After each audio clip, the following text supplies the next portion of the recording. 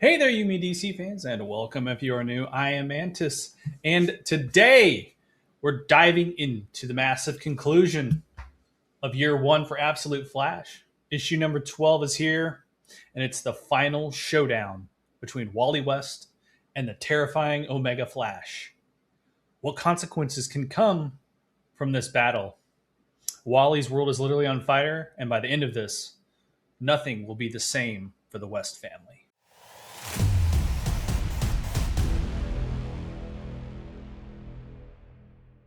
We open right in the heat of it. Wally is face to face with everything he's ever feared. His own personal Reverse Flash. But this isn't the Wally who runs away. Thawne, or Omega Flash, as he's calling himself, charges in screaming, "Only one."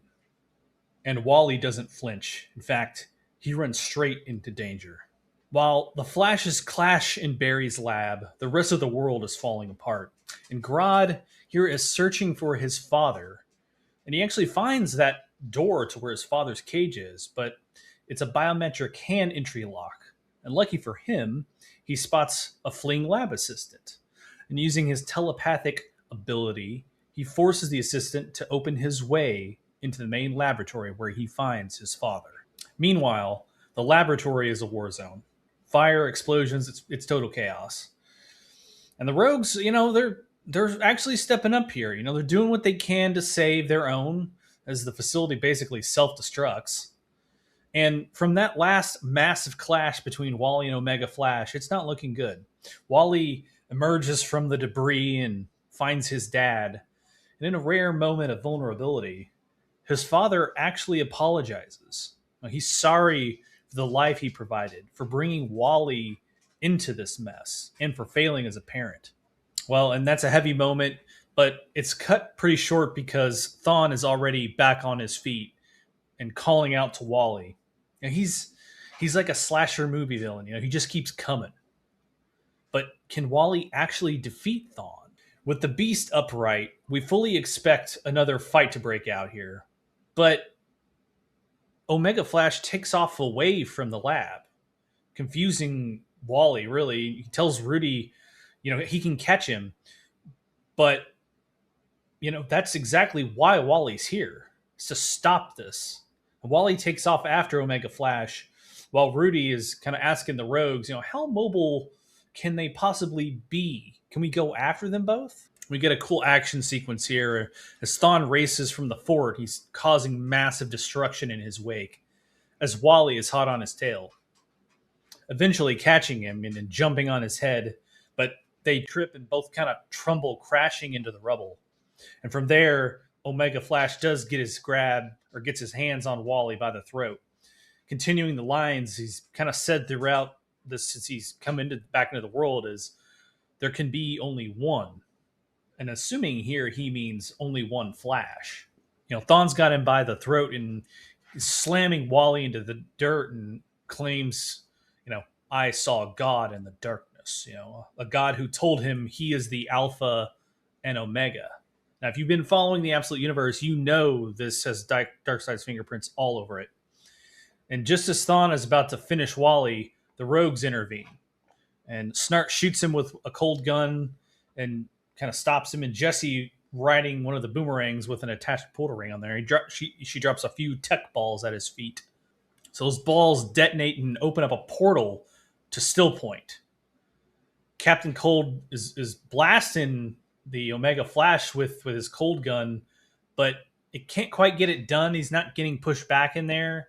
And Wally's still on the ground pretty beat up. Rudy knows what he has to do. Trying to make up for all the faults he thinks he's had as a father, Rudy tells Wally that he loves him and runs and pushes Thawne the rest of the way into the portal as they both go in. And realizing what just had happened, Wally gets up and races towards the portal, only to be too late as it closes right in front of him.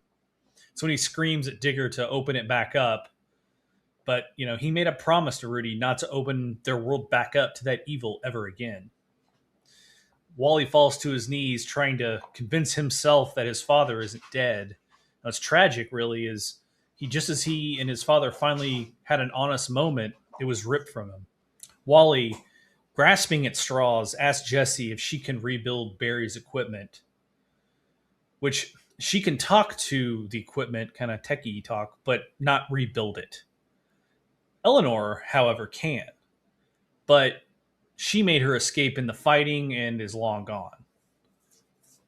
Wally has had enough, though, of the rogue's help as Captain Cold tries to be the voice of reason, but Wally isn't hearing it. He takes off running, trying to outrun the grief, but eventually the exhaustion and the reality of being alone hit him all at once. He does make a return to the mission, a place that he thought he had a home and visited way back in the early issues, but still knows he will never stop looking for his father. Here we get some epilogue, two massive teasers, really. The first, the Rogues, after all this, take off. They're officially free agents and looting what they can before they head out. But more importantly, after that, we get to see Grodd and his father. They also made it out. As they are looking down upon the city, the town there, Grodd thinks the bad men are all gone, but his father delivers a real chilling line here. All men are bad, and so all men will pay, setting up maybe a villain arc for Grodd. All right, guys, thanks for watching the video, staying through that, and hopefully let me know what you guys think of the Flash storyline here. It kind of concluded with still pointing how Wally got his powers and everything there. Obviously, he's still going to be looking for his father. The Rogues are out. And there's this new villain line possibly with Grodd. Let me know in the comments what you think.